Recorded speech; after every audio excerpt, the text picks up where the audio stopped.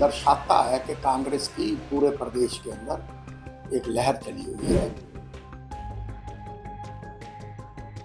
ये लिस्ट को छाया करना भी, ये पहली बार प्रदेश कांग्रेस कमेटी ने लिस्ट को छाया किया।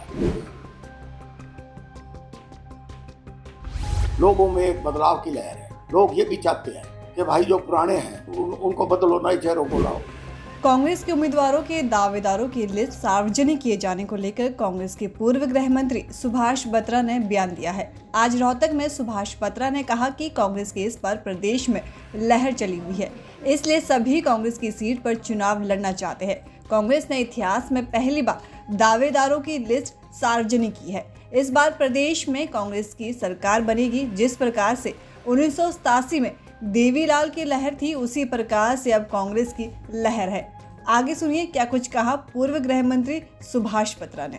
देखो सुरेंद्र जी, ये दर्शाता है कि कांग्रेस की पूरे प्रदेश के अंदर एक लहर चली हुई है और हर कंस्टिट्यूंसी से 50-50 ये इतिहास में पहली बार हुआ है। और ये लिस्ट को छाया करना भी, ये पहली बार प्रदेश कांग्रेस कमेटी ने लिस्ट को छाया किया है।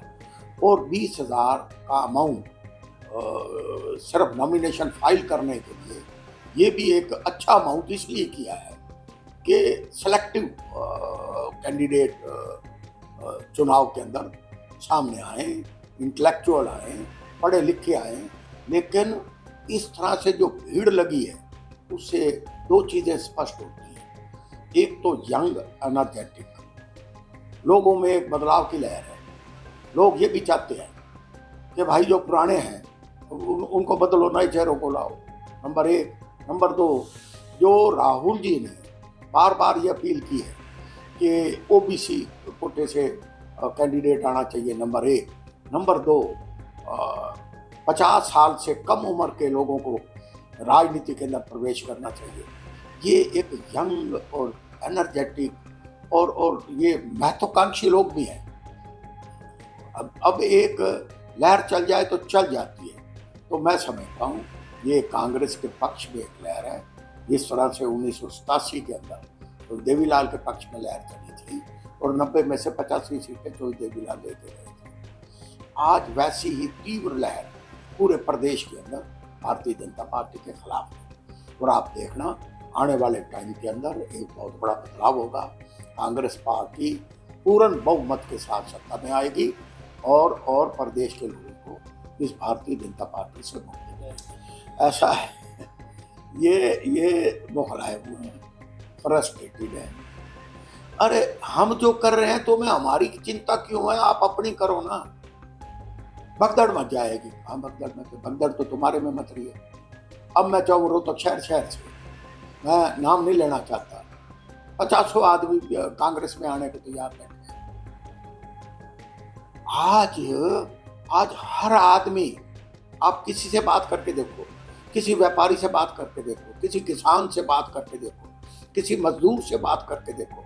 आप मुझे एक बात बताइए, किसानों को जो पीड़ा हुई, जो किसानों को 1000 से ज़्यादा तो किसान सड़कों पे मरे, कील लगा के उनकी एंट्रियों को बैन किया, जो प्रजातंत्र का डेमोक्रेसी के अंदर सबसे बड़ा आनंद था। आप व्यापारियों के ऊपर टैक्सों की भरमार, जीएसटी, कितने टैक्स इन्होंने व्यापारियों पे लगा दिए। आज लूट खसोट, आज थ्रेट, किस तरह से, अगर व्यापारी सुरक्षित नहीं होगा, अगर व्यापारियों को लॉ एंड ऑर्डर की प्रॉब्लम होगी तो व्यापार तो वो तो 500 रुपये दुकान से कमाता है, फड़ी के ऊपर कमाता है और 2000 रुपये उससे इंस्पेक्टर लेके चला जाता है। भ्रष्टाचार का बोलबाला है, कानून व्यवस्था है नहीं। मिनिमम वेजेस कितनी बार बजट आ दिए। आज एक मजदूर के मिनिमम वेजेस में 2 रुपये की भी बढ़ोतरी की है। तो मैं ये कहता हूँ, ना कोई नया निवेश आया, ना कोई नई, हरियाणा में कोई आने को तैयार नहीं है। तो इसलिए मैं जो कहना चाहता हूँ, ये भगदड़ बीजेपी में है, बात हमारी कर रहे हैं।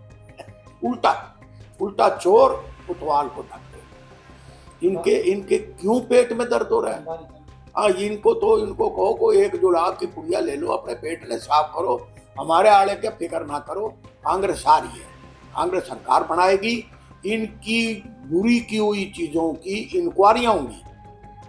जो भ्रष्टाचार इन्होंने किया है, मैंने तो पीछे जो भूपेंद्र सिंह हुड्डा को भी कहा है, उनकी मीटिंग के अंदर कहा है कि वहां लीनेंसी मत दिखाना, इनको वो रास्ता दिखाना कि लोग जिस तरह से इन्होंने राज को चलाया, जिस तरह से इन्होंने दमनकारी नीति को चलाया है, उसका बड़ी सख्ती से राज आएगा, सख्ती से उपयोग करना।